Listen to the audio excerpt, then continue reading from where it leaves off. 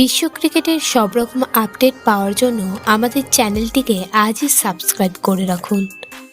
ঘরের মাঠে হেরে গেল বিরাট কোহলিদের রয়্যাল চ্যালেঞ্জার্স বেঙ্গালুরু। লোকেশ রাহুলের লখনৌ সুপার জায়ান্টসের কাছে 28 রানে হেরে চাপ বাড়ল ডুপ্লেসির দলের ওপর। প্রথমে ব্যাট করে 5 উইকেটে 181 রান করতে পারে লখনৌ।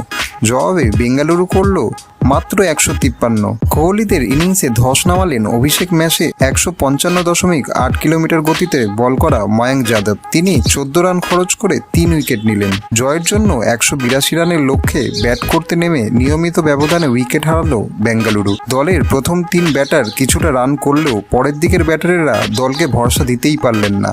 বড় রান অবশ্য কেউই পেলেন না। ওপেন করে কোহলি করলেন মাত্র 16 বলে 22, মারলেন 2টি 4 1টি 6।